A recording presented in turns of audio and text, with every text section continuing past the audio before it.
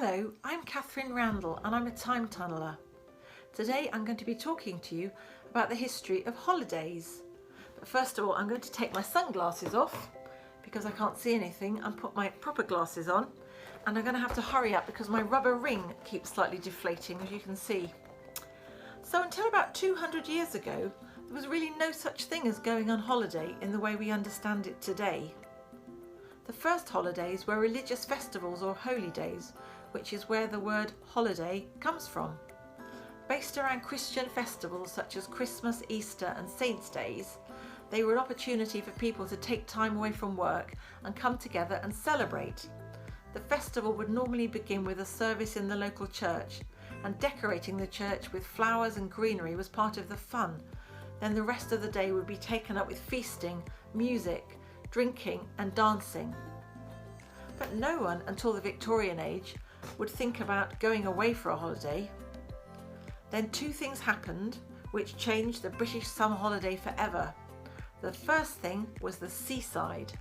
The second thing was the railways.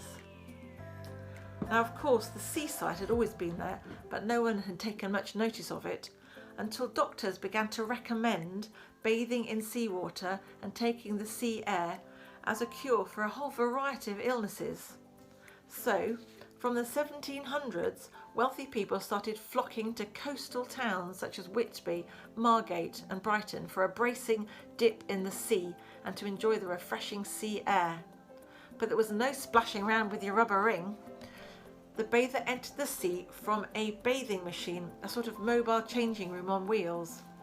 And this is a picture of Queen Victoria's bathing machine at Osborne House in the Isle of Wight. The second big thing in the history of holidays was the coming of the railways. For the first time, it was possible for large numbers of people to travel from inland towns and cities to the coast. So genteel resorts like Weymouth, Scarborough and Brighton now saw an influx of new visitors, while places such as Blackpool, Llandudno, Cromer and Minehead all grew up in response to the growing demand from the middle classes for a jolly day out at the seaside. And it wasn't long before the working classes too were jumping on trains and heading for the sea. Blackpool is a very good example of a resort that shows how gradually everybody wanted to go to the seaside. Blackpool started off as a middle class resort. Its first pier, North Pier, built in 1863, was built for middle-class Victorians to stroll along and take the sea air. But by 1868, a new influx of working people from the Lancashire mill towns led to the construction of Central Pier, which was originally called South Pier, which boasted opportunities for dancing, music and drinking.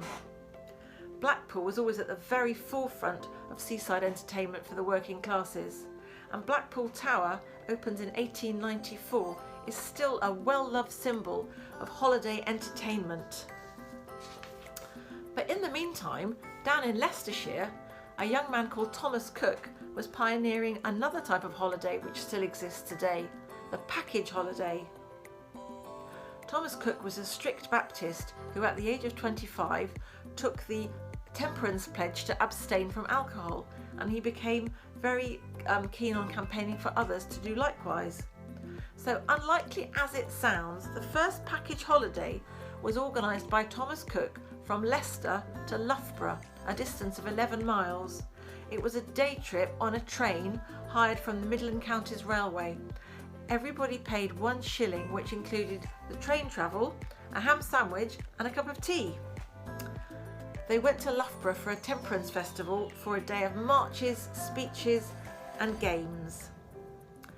So the original Loughborough station no longer exists, the one that Thomas Cook used, but this is a picture of the Great Central Station in Loughborough, which was opened in 1899 and is now the centre of the Great Central Railway Heritage Line, where you can today still go on steam trains.